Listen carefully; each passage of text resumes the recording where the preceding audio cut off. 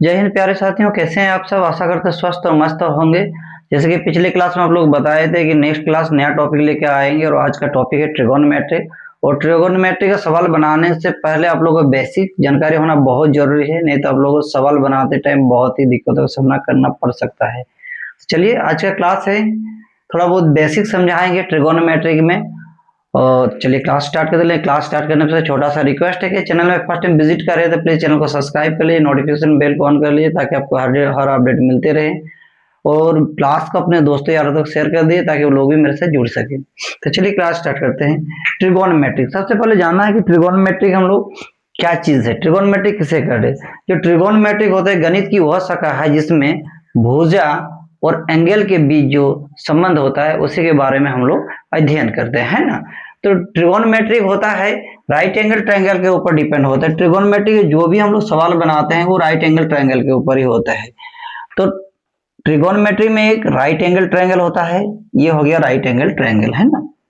अब right angle triangle में क्या होता है, उसका गुणधर्म एक कोण 90 डिग्री का होता है, एक कोण 90 डिग्री का होता है ना। ये एबीसी एक त्रिभुज है, एबीसी एक त्रिभुज है जिसमें कोण भी 90 डिग्री का होता है। राइट एंगल ट्रायंगल में क्या होता है, एक कोण 90 डिग्री का होता है और क्या होता है ना, इसका कर्ण का स्क्वायर होता है। कर्ण का स्क्वायर इक्वल टू लंब का स्क्वायर जोड़ आधार का स्क्वायर होता है, आधार का स्क्वायर, ये उसका एक गुणधर्म है ना।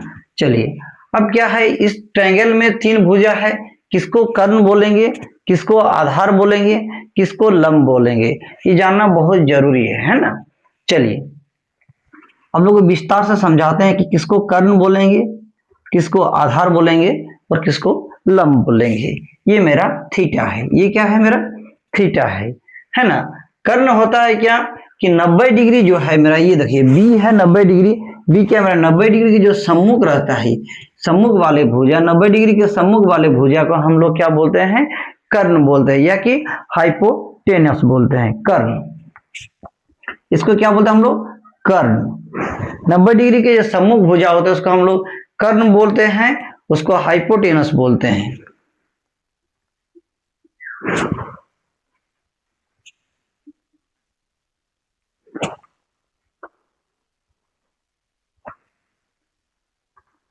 हाइपोटेनस बोलते हैं।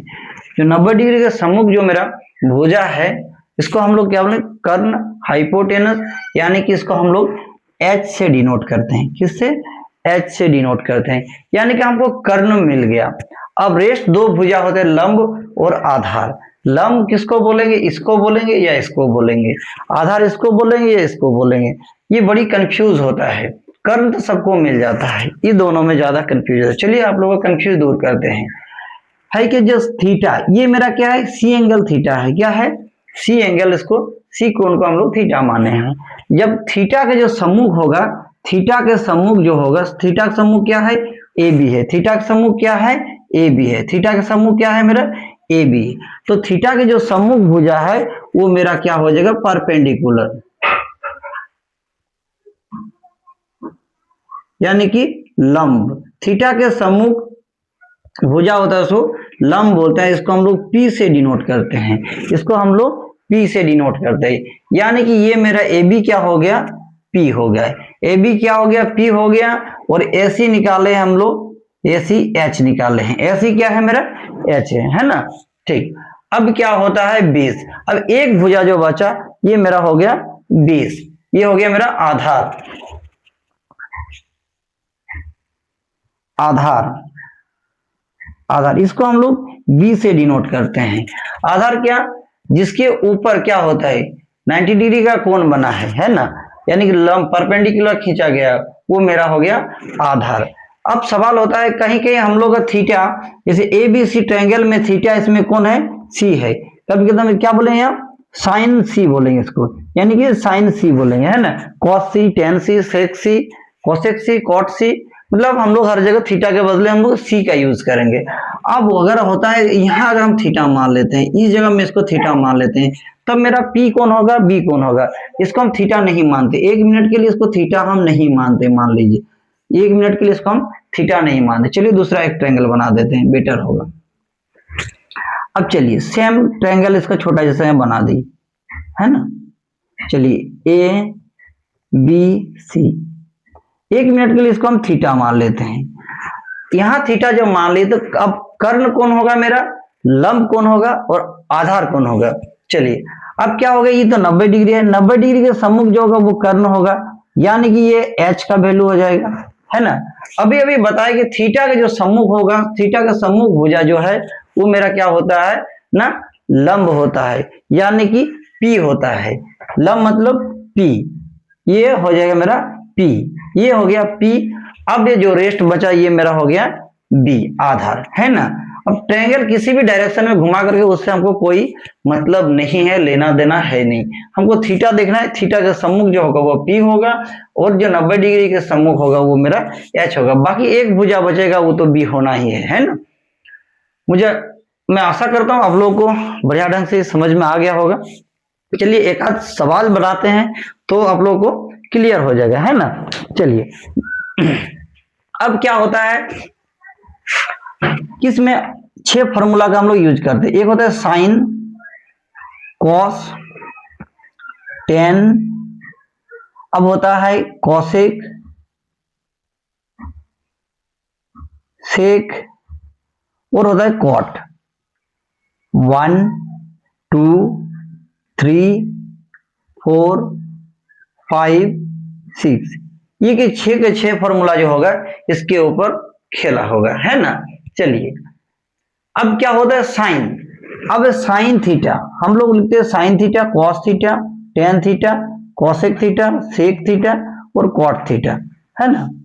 अब साइन थीटा का वैल्यू क्या होगा, टेन थीटा का वैल्यू क्या होगा और कॉसेक थीटा का वैल्यू क्या होगा। सबसे पहले जानते हैं कि साइन थीटा क्या है ना। क्या होता है ना, लंब यानी कि P बाई एच, इसका वैल्यू क्या होता है P बाई एच यानी कि perpendicular upon hypotenuse. Sine theta बराबर क्या होता है P by H, perpendicular upon hypotenuse, यानी कि क्या होता है कि लंब जो है ये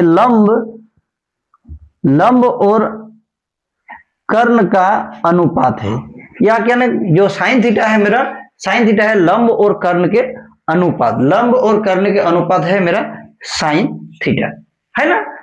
चलिए दूसरा क्या है कॉस थीटा। कॉस थीटा क्या होता है बी बाई एच होता है, यानी कि आधार और कर्ण के अनुपात जो होगा वो मेरा कॉस थीटा होगा। आधार और कर्ण के अनुपात मेरा क्या होगा कॉस थीटा होगा, ठीक है ना।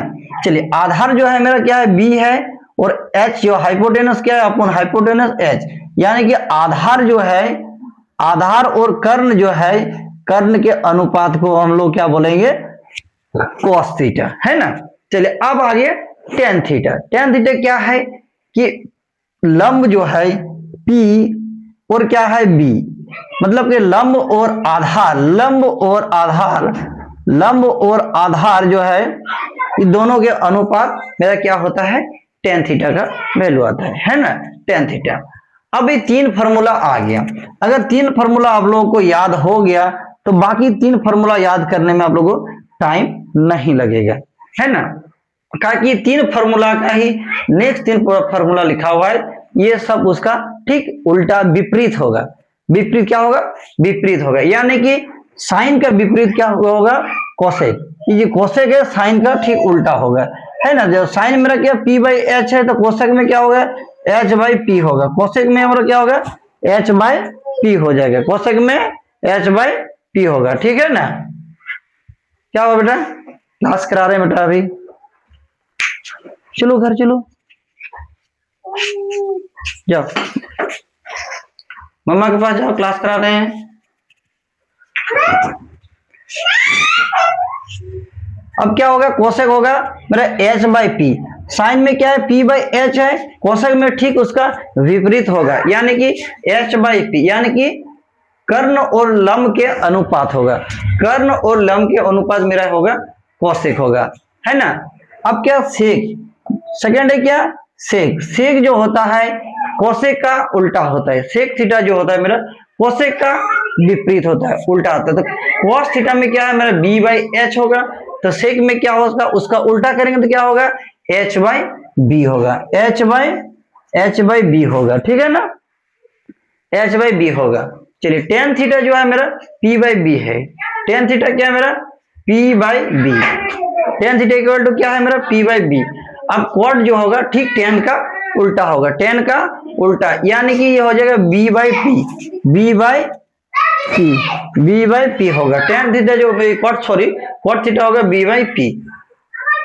तो मुझे आशा है कि 6 के 6 जो मान है, 6 का 6 जो फॉर्मूला है आप लोगों को याद हो गया होगा, कहीं भी कोई कुछ प्रॉब्लम नहीं है। अगर प्रॉब्लम है तो आप लोग कमेंट में जरूर बताइएगा, फिर से इसका वीडियो बनाकर आप लोग को दोबारा समझाएंगे, ठीक। चलिए तो एक आध सवाल कर लेते हैं, सब लोगों को क्लियर हो जाएगा। और एक जरूरी अनाउंसमेंट है कि जो डेली आप लोगों का 7 बजे लाइव क्लास हो रहा था, अभी कुछ दिन के लिए नहीं होगा, थोड़ा बहुत मेरा सिस्टम वगैरह में प्रॉब्लम आ गया जिसके चलते नहीं हो रहा है, अभी रिकॉर्डेड वीडियो ही मिलेगा, फिर लाइव क्लास आएंगे। चलिए एक आध सवाल बना लेते हैं ना।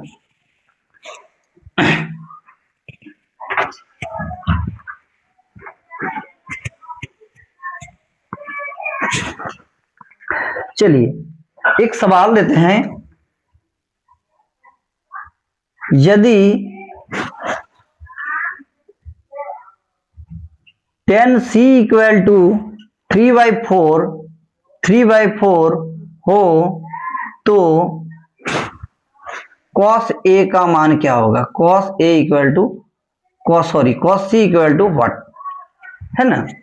एक क्वेश्चन है, यदि 10c का वैल्यू इतना दिया है तो मेरा cos c का वैल्यू क्या होगा। चलिए सबसे पहले हम राइट एंगल ट्रायंगल ले लेते हैं, क्या है राइट एंगल ट्रायंगल को। अभी क्या ए हो गया, ये बी और ये सी। अब यहाँ क्या बता रहे हैं, सी, थीटा के बदले सी दिया है, तो मेरा थीटा का वैल्यू कौन एंगल होगा, सी होगा, ये होगा थीटा, है ना। अब ये 90 डिग्री है, अभी बताए 90 डिग्री जो सम्मुख होता है मेरा क्या होता है, एच होता है, और थीटा का सम्मुख भुजा क्या मेरा होता है, पी होता है, क्या होता है, पी होता है। अब बचा जो एक है ये मेरा बी होगा, है ना, बी। अब होता है टेन थीटा बराबर, देखिए टेन थीटा पर क्या होता है, P by B, P by B. Tan theta बराबर क्या है, टेन थीटा इक्वल टू क्या है, P by B, P by B. और टेन थीटा का मान कितना दिया हुआ है मेरा 3/4 equal to P by B, यानी कि 3 जो है पी का वैल्यू है, 3 क्या है मेरा पी का वैल्यू है, 4 क्या है बी का वैल्यू है, 4 जो है मेरा बी का वैल्यू है। चलिए 4 बी का वैल्यू है और पी जो है 3 जो है पी का वैल्यू है। अब आपको निकालना क्या है, एच। अब पाइथागोरस ट्रिक से होता है क्या, एच का वैल्यू यहाँ हो जाएगा 5, बड़ी शॉर्ट फॉर्मूला होता है, अगर याद रख सकते हो रख सकते, 3 4 5, है ना। अब आप निकाल के भी दिखा रहे हैं कि एच का मान 5 कैसे होगा। चलिए अभी आप दिखाए कि कर्ण स्क्वायर बराबर जो होता है, मतलब एच स्क्वायर बराबर क्या होता है, P square plus B square, यानी कर्ण स्क्वायर बराबर क्या होता है, लंब स्क्वायर जो आधार स्क्वायर होता है। तो पी क्या है 3, 3 का स्क्वायर क्या हो जाएगा प्लस 4 का स्क्वायर। चलिए डिटेल्स में बनाते हैं, कितना हो गया एच स्क्वायर बराबर यानी क्या 9 प्लस 16, है ना। तो एच बराबर कितना अंडर रूट 25, यानी कि इसको वर्गमूल करेंगे तो मेरा मान आएगा कितना 5, कितना आएगा मान 5 आएगा। तो एच का वैल्यू मेरा कितना आ गया 5 आ गया, एच का वैल्यू कितना आ गया 5 आ गया, ठीक है ना। जब एच का वैल्यू मेरा आ ही गया है तो हम यह नहीं निकाल सकते हैं, cos c का वैल्यू नहीं निकाल सकते हैं। चलिए cos c बराबर हम क्या निकालेंगे, तो